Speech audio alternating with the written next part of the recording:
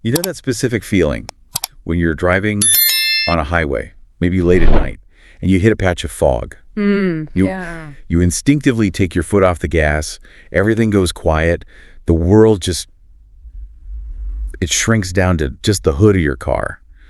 You aren't really moving forward, but you're not parked either. No. You're just coasting, existing in this weird gray suspension. That sensory deprivation tank feeling where the external world just sort of, it dissolves. Right. It's so unsettling. Now, imagine living in that state, physically and emotionally, for 3 whole years. Wow. That is the baseline reality for Lena, who is the subject of our deep dive today. We're looking at a narrative transcript that's titled The Wife Who Left, but honestly, I think that title's a bit of a misnomer. It really is. It sounds like one of those, domestic thriller paperbacks you'd buy at an airport. It totally does. Okay. But it's actually this really intense case study in stasis. We aren't just looking at a breakup story here. Not at all. We're looking at the anatomy of resilience. Specifically, what happens to the human brain when it loses trust, finds a tiny, fragile bridge to hope, and then watches that bridge collapse. And that's the key, the collapse. Most resilient stories we hear are so linear. You get hurt, you grieve, you join a gym, you get better. Right. The tidy 3-act structure of healing. Exactly. But Lena's trajectory is messy. It's a spiral.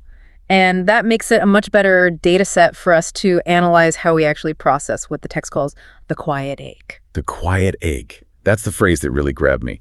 So let's set the scene before we get into the psychology of it all. Okay. We have a small apartment on the edge of the city. It's winter. Lena is 34, and she describes her life as paused. Which is a defense mechanism in itself. I mean, if you press pause, you can't get hurt any further. True. But you also can't heal. It's a preservation tactic, a deeply understandable one, but a trap nonetheless. So, to understand how she finally unpauses, we have to look at why she stopped in the first place. We have to go back to the source trauma, I guess you'd call it. The initial wound. Yeah. 3 years ago, her husband leaves. But, and this is the detail I really want your take on, he didn't leave with a fight. No screaming, no throwing plates. The source says he left not with anger, not with words, just left. He took his laughter and his promises and just walked out. That is infinitely worse than a screaming match. Really? See, I don't know. I feel like I'd prefer the quiet exit over a plate thrown at my head, or a shouting match where things are said that you just can't take back. Oh, physically, sure. In terms of safety, absolutely. But psychologically, no way. When you have a fight, you have closure. Yeah. You have a villain. You have an event you can point to and say, that is why this ended. He yelled, I yelled, it broke. But what Lena experienced is what psychologists call ambiguous loss. Ambiguous loss. Okay, break that down for me. It's a vacuum.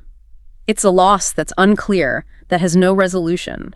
Without the event of a conflict, the brain gets stuck in this loop trying to solve a puzzle that has no solution. So it just replays it over and over. Constantly. It's why she talks about echoes rather than scars in the text. A scar is healed skin. It's done. An echo is a sound that won't stop bouncing off the walls. Her brain is constantly asking why? And because there was no conflict, there's just silence. No answer. That makes so much sense. Yeah. And it explains the obsession she has with the apartment. The text spends a lot of time on the sensory details of her living space. It's her whole world. It is. She mentions the bed is too big for one person, which is, a classic trope. We've all heard that. Sure. But then she says she still makes it every morning, carefully, as if you might walk back through the door. That detail just, it floored me. That's muscle memory. That's procedural memory. We really underestimate how much of our love, our relationships is stored in our bodies, not just our minds. What do you mean by that? Well, you don't just decide to stop loving someone with your conscious brain. Your hands still know how to make coffee for 2 people. Your body still expects his weight on the other side of the bed. Her body is still performing the rituals of the relationship. She is, in a way, maintaining the set of a play that has already closed. Wow, maintaining the set. That's powerful. She also talks about the silence. It's not peaceful. She says the apartment felt empty in a way pain cannot fully describe. And this part really creeped me out. She could hear every creak in the floor and every dripping faucet sounded louder. That's a textbook symptom of hypervigilance. Hypervigilance. I always associate that with like a soldier coming back from combat. The mechanism is exactly the same. When you face abandonment, especially that quiet, unexplained kind, your amygdala, the threat detection part of your brain, it just goes into overdrive. It perceives safety as a threat. because the safe person, the person who was part of the pattern of her life, vanished without warning. So your brain turns up the volume on all your senses. You're scanning the environment for the threat, or in this case, for the missing piece of the puzzle, for the person who's gone. So the dripping faucet isn't just an annoying plumbing issue. For her, it's an intrusion. It's a siren. It's a constant rhythmic reminder that there's no laughter, no TV, no conversation to drown it out. Her brain is highlighting every anomaly in the environment because it's frantically searching for the pattern that used to be there, her husband. It's an alarm bell for his absence. And it's not just in her head. I want to touch on the physical sensation she describes. She says the sheets feel stiff, cold air slips through the cracks. She feels tired and her heart feels heavy. It almost reads like she has a chronic, low-grade flu. Because she does, in a way. Grief is physiological. It's Yeah. not an idea. It's a full-body experience. It's systemic inflammation. When we lose a major social bond, a primary attachment figure, our body actually regulates temperature differently. No way. Oh, yeah. Our cortisol, the stress hormone, it spikes. Our sleep fragments, it's a cascade of physical reactions. Lena describes pulling the blanket tighter, trying to feel something familiar, but everything feels absent. That word absent does so much heavy lifting in this text. How so? It's not just that he isn't there, it's that the feeling of home, the feeling of safety and regulation that his presence provided has been evicted from her body and her space. And speaking of home, or the lack of one, let's talk about her social circle. Yeah. Because this is another layer of her isolation. Her friends try to help. They offer the usual platitudes. Time heals all wounds. You'll find someone new. Exactly, all of that. But Lena says they all lived in different worlds. And she mentions walking past a park, seeing these empty swings, hearing kids laugh, but being completely unable to feel their joy. That's the glass wall of depression. It's such a common description from people in that state. It's not that you don't intellectually understand joy is happening over there. Right, you see it. You see it, but you lose the receptors for it. It's like watching a movie with the sound off. You see people laughing, but you can't hear the joke.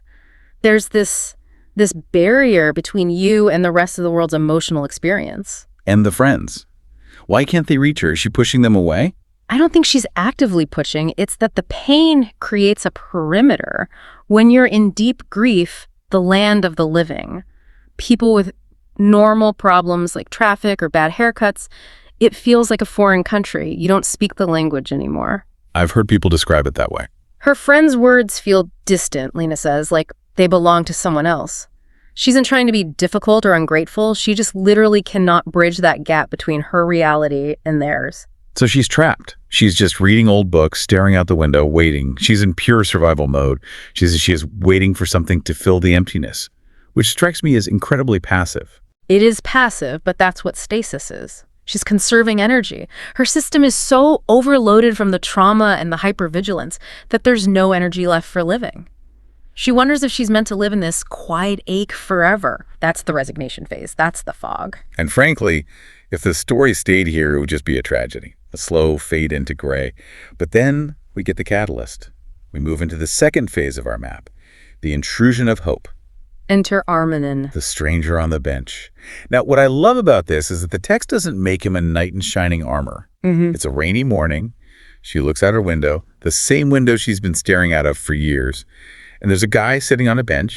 He's got a soaked coat, a cheap coffee cup, and he looks tired, like he carried a heavy weight. And note the mirror imaging there. She didn't notice him because he was handsome or charming or successful. Not at all. She noticed him because he looked how she felt. Will recognizes real. It's a form of validation. For 3 years, everyone around her has been trying to cheer her up or fix her. Finally, something in her external world matched her internal world. A sad man in the rain made more sense to her in that moment than a happy friend trying to get her to go to brunch. And this triggers something in her. Lena, the woman who avoids her friends, who hides in her apartment, she walks outside. And she asks him, "Are you okay?" Why does she do that? She's safe inside. Why would she risk that interaction? Because the human drive for connection is primal. It's stronger than the drive for safety, even when we think we've killed it off. Her nervous system recognized a kindred spirit, someone who wouldn't demand she be anything other than what she was. And his answer is so perfect. It is. He doesn't spill his guts. He doesn't hit on her. He just says, "I'm just waiting." I'm just waiting. 2 people waiting. It's so low stakes. So low stakes. And that is why it works. Right. Right? Absolutely. If he had said something like, I'm heartbroken, or asked for her number, she would have bolted. This is what we call the proximity principle combined with low demand. He's just there. He isn't asking her to be happy. He isn't asking her to be pretty or funny. He's just asking to share the bench. That's a request she could handle. That's the architecture of trust, as we called it in our notes. It's not built on these grand gestures. It's built on silence. They start sharing this bench every day, sometimes not even talking, just sitting. Silence is safe. Words can be lies. Words can be manipulative. Remember, her husband's promises turned out to be nothing. They were just air. But sitting next to someone in the rain, you can't fake that. That is raw presence. It's a tangible thing. And then we get the bridge, the heavy rain day. She runs out, she forgets her umbrella. Armin notices and offers his. A simple act of kindness. A simple act. Yeah. But she hesitates, which is so crucial. She's still scared, but she takes it. And she calls it a small bridge across the loneliness. That metaphor is perfect. Loneliness is an island. You are stranded. All her friends were on the mainland, shouting advice that the wind carried away. The umbrella is a physical bridge. By taking it, she's taking a step. She's validating that she is worthy of care. It's the first time she's accepted help. And that's a massive neurological shift for someone who has felt discarded for 3 years. She feels her chest loosen slightly, not happy, just lighter. That's such an important distinction. I think we confuse healing with happiness way too often. Sometimes healing is just putting down the backpack for 5 minutes. It's the cessation of threat. That's all it is.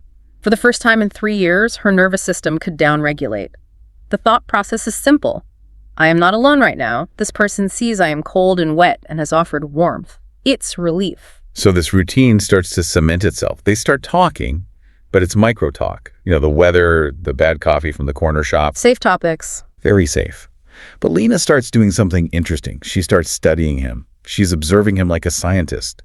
She notices he folds his sleeves neatly. She notices he hums when he thinks he's alone. She sees his eyes soften when he looks at stray cats. These are small intimacies. This is actually how deep bonds are formed. In movies, it's always the big dramatic speeches under the Eiffel Tower. Right.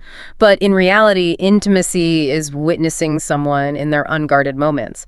When she sees him humming or being kind to a cat, she's seeing his authentic self, not his public mask. She's gathering data that says this person is safe, this person is gentle. And the shift happens. He holds the door open for her at a grocery store. The simplest gesture. But Lena says her chest fluttered. A smile is exchanged. And she realizes a quiet understanding has formed between them. This is the peak of the new connection. She is beginning to feel safe, and safety is the absolute prerequisite for what happens next, which is vulnerability. Right. Because eventually they do talk, the real talk. Lena finally speaks about the elephant in the room, or rather the ghost in the room. She tells him about the husband. And I was holding my breath reading this part because I just expected him to give her advice. Oh, you should move on, or he's a jerk, forget him. Which would have killed the connection instantly. It would have put him right back in the same category as her well-meaning friends. Right. But he doesn't do that. He listens, and then he just says, I hear you. I hear you. 3 words. But in therapy, we talk about attunement. He isn't trying to fix her. He's attuning to her emotional state. He's saying, your pain is real. Your experience is valid. For a woman whose husband left without a word, basically denying her reality, having someone validate her reality is like oxygen. She says she felt seen without shame. Oh. That's such a powerful distinction. Usually when we're broken, we feel ashamed of it, right? Of course. Because we feel like we're failing at the one thing society tells us we should be happy.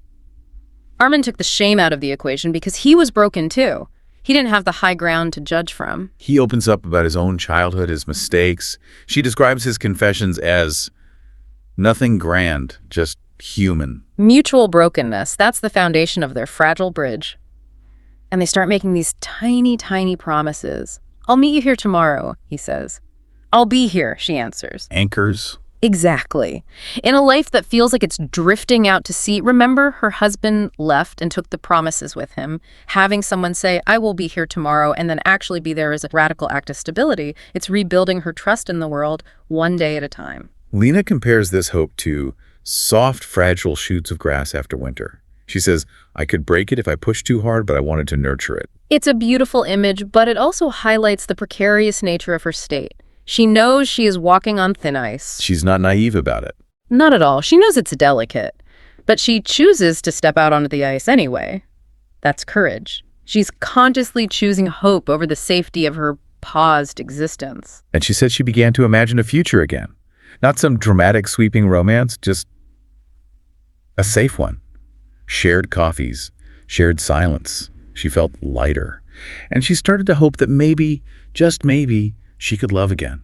And this brings us to the tragedy of this story, because her hopes were so modest, so incredibly small. She wasn't asking for the moon. Not even close. She was asking for a companion on a bench. And when you ask for so little and you still lose it, it somehow hurts worse than losing the whole world. Which leads us right into section 4, the second fracture, the betrayal. Because if you thought the husband leaving was bad, the way Armin leaves is, it's insidious. This is where the tone of the source material shifts. It really goes from a healing narrative to a horror story of sorts, a psychological one. Absolutely. One morning, she goes to the bench, their bench, and Armin isn't there. Now, for a normal person, someone being late isn't a crisis. You think, oh, the bus is late, or he overslept. But for Lena, It's a catastrophe. Her chest tightens, her hands tremble. She says the old emptiness creeps back, but it's sharper this time.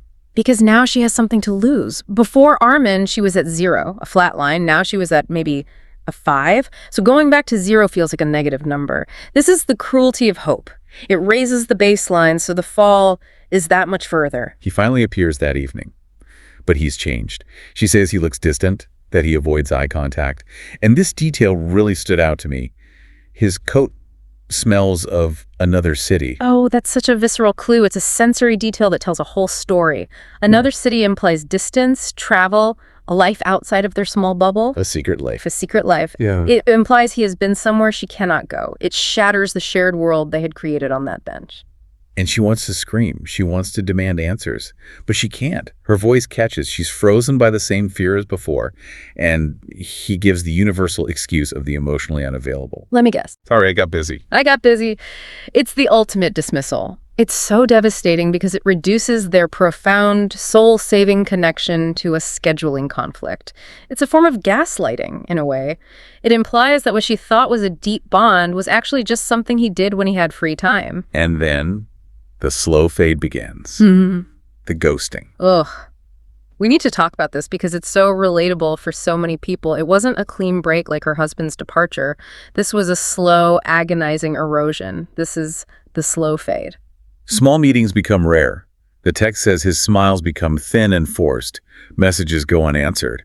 And the silence, which used to be so warm and companionable, it turns cold and unreachable. This is a different kind of torture. It's the torture of uncertainty. Psychologically, this is what's known as intermittent reinforcement. Sometimes he's there, sometimes he isn't, sometimes he's warm, sometimes he's cold. Like playing a slot machine. Exactly like a slot machine. It's the most powerful way to create an addiction.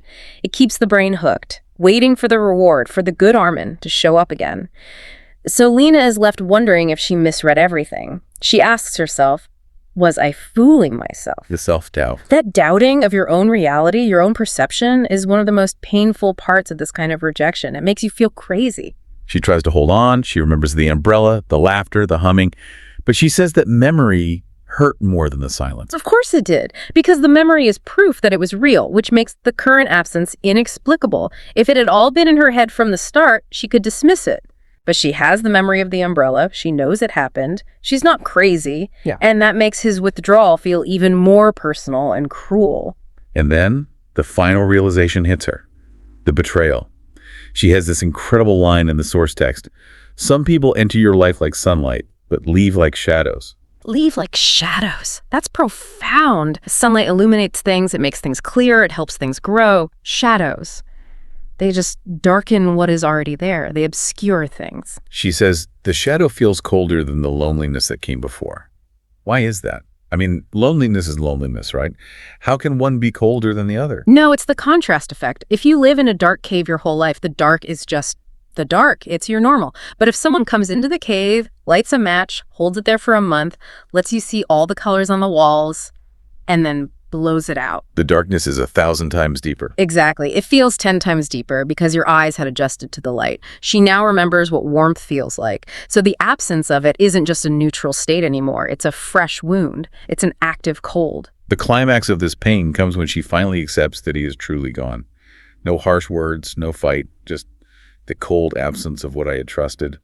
She calls his name in her empty apartment and realizes he is just gone. Which brings us to section 5, the rock bottom, or as we called it, the storm inside. This scene is so intense to read. Lena is curled in the corner of her sofa. She's shivering. She's whispering his name, Armin, Armin.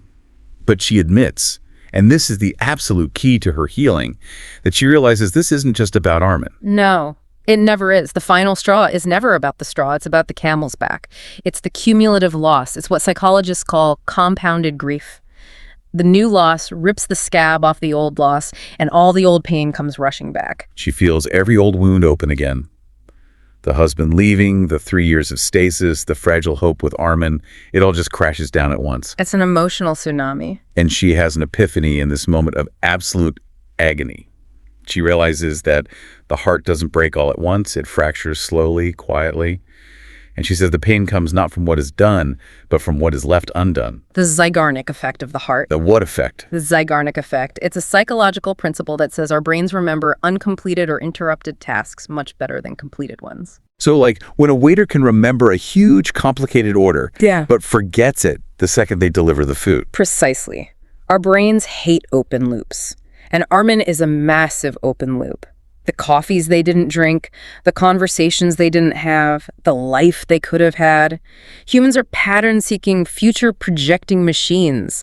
When that projected future is suddenly deleted, we mourn it just as intensely as if it had actually happened. That makes so much sense. We aren't just grieving the past, we're grieving the future we lost with that person. Exactly, the potential. That's what really hurts. And then she purges. The source says she cries until her throat is raw.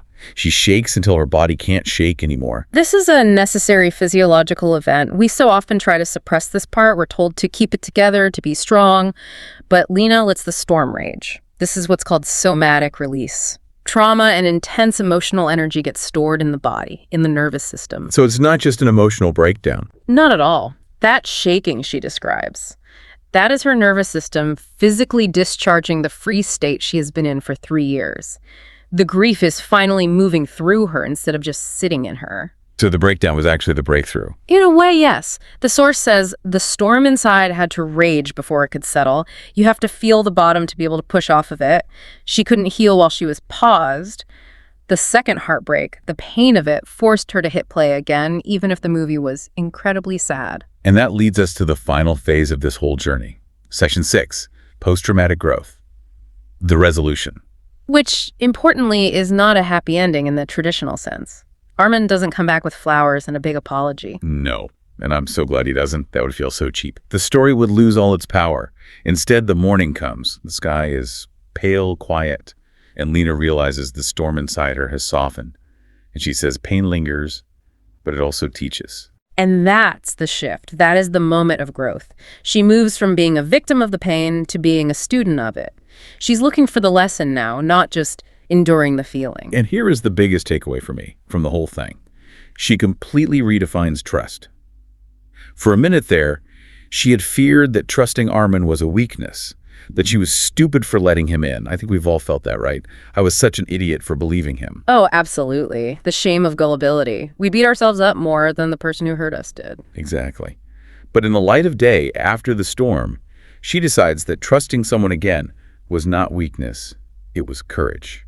That is a massive reframing. That is the core of resilience. To be able to look at a painful outcome and say, I got hurt, but the fact that I was willing to be hurt means I am alive. The process was a success, even if the outcome wasn't. Even if trust is broken, the act of trusting was a victory over her fear. She won. She beat her isolation, even if the result wasn't what she wanted. She proved to herself she could connect again. That's huge. She goes back to the park, back to the bench. It's empty.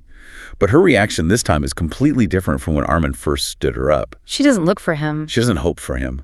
She simply sits and she breathes. And she says, I let the silence be just that silent, not heavy. She has reclaimed the environment. At the beginning of the story, silence was a villain. It was cold. It was full of echoes and tripping faucets. Now, silence is just space. It's neutral. It's a blank canvas. She has made peace with the empty bench. She says, my heart is bruised, cautious, but still mine. Still mine. That's the sound of her taking ownership back, taking ownership of her emotional state back from her husband and back from Armin. For years, her well-being was dependent on another person's presence or absence. Now it belongs to her. She isn't outsourcing her stability anymore. And she starts making promises to herself now, to honor her feelings, to walk without fearing absence. She finds a quiet strength. It's such a grounded resolution. She isn't, skipping through meadows with a new boyfriend. She's just, okay, she's found a new rhythm. And frankly, that's a much more realistic and attainable form of healing than the happily ever after we're usually sold. So let's zoom out. Let's synthesize this. What does this all mean for us? We've watched Lena go from waiting to hoping to despairing to finally just being. I think if we connect this to the bigger picture, the story teaches us that Armin the stranger was just a catalyst. He was never the destination. He woke her up. He broke the stasis. He reminded her that her heart still worked, that she could still feel that flutter and warmth. And yes, profound pain. You can't heal if you are frozen solid. He melted the ice. The fact that he left is tragic, but his function in her life, in her story, was to restart the engine. It also validates that healing is so messy. It validates that almost relationships, these short, intense connections like the one with Armin, can hurt just as much as a 3-year marriage ending, sometimes more. Because hope is a very potent drug, and the withdrawal from it is agonizing. And it creates a whole new definition of resilience. It's not bouncing back to who you were before the heartbreak. No, you can never go back to who you were before. That's a myth. The woman who sat on the bench at the end of the story is not the same woman who was staring at the ceiling in the beginning. She is a woman who now has proof that she can survive a storm. She has evidence of her own survival now. That's a kind of strength you can't have until you've been broken. She's a woman who knows that the cracks are part of the structure now. They don't make it weaker, just different. Right. And that brings us to a final thought for you, for the listener. We often try to patch the cracks. We try to fill the silence in our lives with noise, with podcasts, with TV, with new relationships. We're terrified of the empty bench. But Lena's story suggests that maybe we need to learn to just sit on the bench. To let the bench be empty for a while. Exactly. So here's a question for you to mull over as you go about your day. Are you waiting for someone to come along and fix the silence in your life? Or are you learning, like Lena, to sit in it until it stops feeling heavy? Because the silence only has the power you give it. A powerful thought to end on. That was our deep dive into the anatomy of resilience through the story of Lena. We hope it resonated with you or at least gave you a new lens to look at your own quiet aches. Thanks for listening. See you next time.